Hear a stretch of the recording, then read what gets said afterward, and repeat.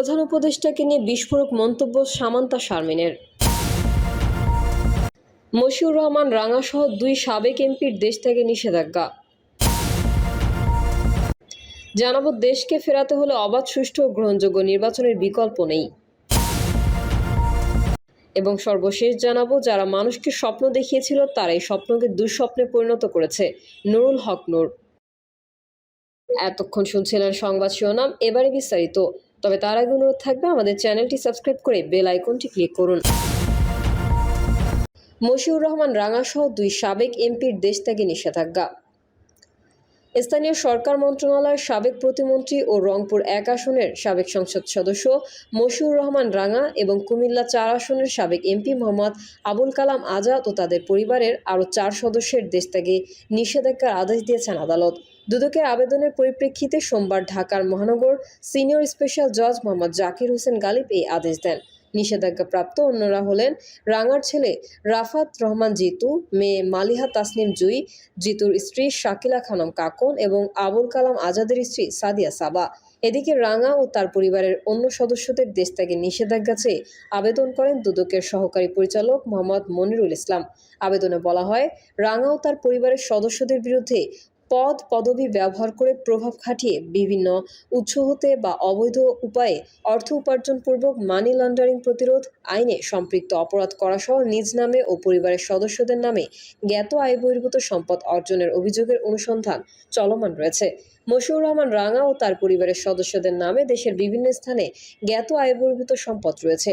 তারা স্থাবর ও অস্থাবর সম্পদ হস্তান্তর করতে বিদেশে পালিয়ে যাওয়ার চেষ্টা করছেন মর্মে অনুসন্ধানকালে বিশ্বস্ত সূত্রে জানা গেছে।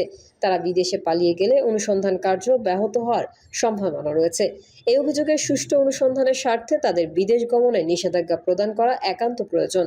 অপরদিকে আবুল কালাম আজাদ ও তার স্ত্রীর দেশ থেকে নিষেধাজ্ঞার আবেদন করেন আরেক সহকারী পরিচালক এস.এম. রাশেদুল হাসান। আবেদনে বলা হয়, সাবেক সংসদ সদস্য আবুল কালাম আজাদের বিরুদ্ধে নানাবিধ অনিয়ম ও দুর্নীতির মধ্যে অবৈধ সম্পদ অর্জনের অভিযোগ অনুসন্ধানীয় রয়েছে। অভিযোগটি অনুসন্ধানকালে তার ও তার উপর নির্ভরশীল ব্যক্তিবর্গের নামে অবৈধ উপায়ে নিজ এলাকায় কৃষি জমি, ফ্ল্যাট, প্লট ক্রয় এবং তার নামে বিপুল পরিমাণ অস্থাবর রয়েছে মর্মে জানা যায়। তারা স্বার্থ সংশ্লিষ্ট কোম্পানি বা প্রতিষ্ঠানসমূহের নামে অবৈধভাবে অর্জিত সম্পত্তি হস্তান্তর করত বিদেশে পালিয়ে যাওয়ার চেষ্টা করছেন মর্মে বিশ্বস্ত সূত্রে জানা যায়। তারা বিদেশে পালিয়ে গেলে অনুসন্ধান কার্যক্রম দীর্ঘায়িত বা ব্যাহত হওয়ার সম্ভাবনা রয়েছে। অভিযোগের সুষ্ঠু অনুসন্ধানের স্বার্থে তাদের বিদেশ গমনে নিষেধাজ্ঞা প্রদান করা একান্ত প্রয়োজন। দেশকে ফেরাতে হলে অবাধ, সুষ্ঠু ও গ্রহণযোগ্য নির্বাচনের বিকল্প নেই। গণঅভ্যুত্থানে ফ্যাসিস্ট হাসিনার পতনের পর স্বাভাবিকভাবেই বৃহৎ গণমুখী দল বিএনপির উপর দায়িত্ব এসে পড়েছে। এখন ফ্যাসিস্ট আওয়ামী লীগকে প্রতিহত করার পাশাপাশি দেশকে গণতান্ত্রিক ধারায় ফিরিয়ে আনা দলটির জন্য চ্যালেঞ্জ হয়ে দাঁড়িয়েছে। এই ধারায় দেশকে ফেরাতে হলে অবাধ, সুষ্ঠু ও গ্রহণযোগ্য নির্বাচনের বিকল্প নেই। সমস্যা হয়ে দাঁড়িয়েছে এই নির্বাচন নিয়েই এখন টালবাহানা শুরু হয়েছে। হাসিনার পতনের পর বিপুল জনসমর্থন নিয়ে এবং বিশ্বজুড়ে গ্রহণযোগ্য ডক্টর মোহাম্মদ ইউনূসের নেতৃত্বাধীন যেই অন্তর্বর্তী সরকার গঠিত হয়, সবাই আশা করেছিল হাসিনার ভেঙে দেওয়া রাষ্ট্রকাঠামো ও তলানিতে রেখে যাওয়া অর্থনীতিকে তার সরকার দ্রুত মেরামত ও সংস্কার করে দেশকে একটি অবাধ, সুষ্ঠু ও গ্রহণযোগ্য নির্বাচন আয়োজন করে স্থিতিশীলতা ফিরিয়ে আনতে উদ্যোগী হবে। মানুষের সেই আশা এখনও পূর্ণ হয়নি। নির্বাচন এক ধরনের গোলকধাঁধার মধ্যে ঘুরপাক খাচ্ছে। উল্লেখ করা প্রয়োজন, অন্তর্বর্তী সরকার একটি জরুরি পরিস্থিতির সরকার। এই সরকার দীর্ঘদিন চলতে পারে না। তার স্থায়িত্ব যেমন স্বল্প, তেমনি দায়িত্ব অনেক। অবশ্য হাসিনার মতো ভয়ঙ্কর শাসকের পতনের পর বিধ্বস্ত পরিস্থিতিতে নতুন কোনো অরাজনৈতিক সরকারের দায়িত্ব পালন কঠিন এবং চ্যালেঞ্জের। ইউনূস সরকার দায়িত্ব নেওয়ার পরপরই ফ্যাসিস্ট হাসিনা ও তার প্রভু মোদি যৌথভাবে তাকে ফেলে দিতে নানা ষড়যন্ত্র চক্রান্ত করেছে। তাদের দোসরদের দিয়ে বিভিন্ন দাবি দেওয়ার নামে নানামুখী আন্দোলন করেছে।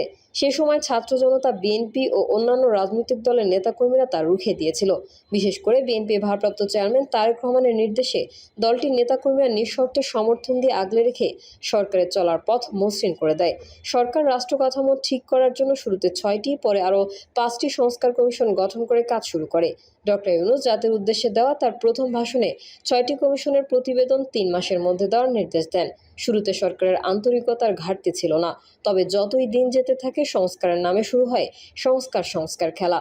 এর মধ্যে একাধিক স্বার্থান্বেষী মহল যারা নির্বাচন চায় না, তারা এই সরকারকে 5 বছর, 10 বছর কিংবা ডক্টর ইউনূস যতদিন বেঁচে থাকবেন ততদিন ক্ষমতায় থাকুক এই জিকির শুরু করে। সরকারের মধ্যেও দীর্ঘ সময় ক্ষমতায় থাকার প্রবণতা দেখা দেয়। এর পেছনে ইন্ধন দেয় জামায়াতে ইসলামী, নবগঠিত এনসিপি ও কিছু ইসলামী দল।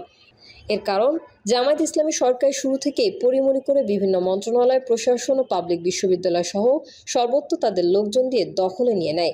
অন্যদিকে এনসিপি সরকারের পৃষ্ঠপোষকতায় কিংস পার্টি হিসেবে গড়ে ওঠে। এখন দেশব্যাপী দলটির যে জুলাই পদযাত্রা চলছে, যেখানেই যাচ্ছে সেখানেই যে সরকারি প্রোটোকল পাচ্ছে। পুলিশ, র্যাব, সেনাবাহিনী দিয়ে নিরাপত্তা নিয়ে তারা পথসভা করছে। বোঝাই যায় তারা ক্ষমতা উপভোগ করছে। অন্য কোনো দলের ক্ষেত্রে এমন সরাসরি প্রোটোকল বা সরকারি প্রোটোকল দেখা যায় না। সরকার যে এনসিপিকে বুক দিয়ে আগলে রেখেছে তা স্পষ্টতই দেখা যাচ্ছে। জামায়াত ইসলামী ও এনসিপি যেখানেই পরোক্ষ ও প্রত্যক্ষভাবে ক্ষমতা উপভোগ করছে, সেখানে তারা নির্বাচন চাইবে না, এটাই স্বাভাবিক। অন্যদিকে তাদের শক্তিকে বলীয়ান হয়ে সরকারও ক্ষমতায় মজা পেয়ে গেছে। ফলে সে এই দুই রাজনৈতিক শক্তিকে অগ্রাধিকার দিয়ে সংস্কারের নামে নির্বাচন বিলম্ব করার কৌশল নিয়েছে। সংস্কার কমিশন বিএনপি সহ সব রাজনৈতিক দলকে দাওয়াত দিয়ে চা নাস্তা খাইয়ে নিজেরাও আরামায়েশে একের পর এক মিটিং করে যাচ্ছে। এসব মিটিংয়ে বিএনপি তার মতামত জানিয়ে দ্রুত নির্বাচনের তাগিদ দিলেও জামায়াত ও এনসিপি তাতে এভাবে না এভাবে মত দিয়ে আলোচনা প্রলম্বিত করছে এবং সরকারের যে তাতে প্রচ্ছন্ন সায় রয়েছে তা বোঝা যাচ্ছে। কারণ নির্বাচন হলেই সরকার, জামায়াত, এনসিপি এই ত্রিচক্রের ক্ষমতা উপভোগের দিন শেষ হয়ে যাবে। প্রিয় দর্শক, এই ছিল এখনকার সর্বশেষ সংবাদ। আপডেট সহ সংবাদ পেতে চ্যানেলটি সাবস্ক্রাইব করে বেল আইকনটি ক্লিক করুন। কমেন্টে আপনার মতামত জানিয়ে আমাদের সাথেই থাকুন। ধন্যবাদ সবাইকে। আল্লাহ হাফেজ।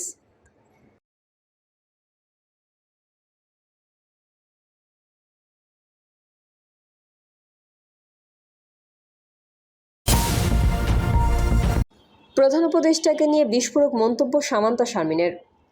এই মুহূর্তে অন্তর্বর্তী সরকারের উপদেষ্টারা যারা আছেন তারা কে কার সুপারিশে এখানে এসেছেন সেটি উন্মুক্ত করার দাবি জানিয়েছেন জাতীয় নাগরিক পার্টির জ্যেষ্ঠ যুগ্ম আহ্বায়ক সামান্তা শারমিন। সম্প্রতি একটি পত্রিকায় অনুষ্ঠিত গোলটেবিল বৈঠকে অংশ নিয়ে এই দাবি জানান তিনি। গণঅভ্যুত্থানে শহীদ ও অঙ্গ হারানো মানুষের আকাঙ্ক্ষাকে অন্তর্বর্তী সরকার ধারণ করছে না বলেও অভিযোগ করছেন সামান্তা শারমিন।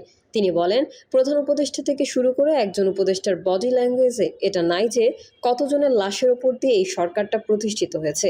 এনসিপির এই নেত্রী বলেন, বৈষম্যের শিকার বলে অনেক সচিব যোগ দিয়েছেন। বিভিন্ন জায়গায় জোর তদবির করে অনেকে সচিব হয়েছেন। বিভিন্ন গুরুত্বপূর্ণ মন্ত্রণালয়, বিশেষ করে পররাষ্ট্র, অর্থ, শিক্ষা ও স্বরাষ্ট্র মন্ত্রণালয়ে যেসব সচিবরা আছেন তারা কার সুপারিশে এসেছেন তা উন্মুক্ত করা হোক। যারা উপদেষ্টা হয়েছেন তারা কার সুপারিশে এসেছেন তা উন্মুক্ত করা হোক। সামান্তা শারমিন বলেন, বাংলাদেশের রাজনীতিতে যে সন্দেহ ও আশঙ্কার রাজনীতি বিদ্যমান সেটি পরিবর্তনের চেষ্টা দরকার। কিন্তু সেই চেষ্টাটা কিভাবে করবেন যদি এখনও আমরা অনেক কথা বলতে না পারি। মৌলিক সংস্কারে আপোষ না করার আহ্বান জানান এবং তিনি বলেন, এখন যদি আপোষ করেন তাহলে আবারও একই পরিস্থিতিতে আমরা পড়ব। এখনই আইন কাঠামো পরিবর্তন করেন।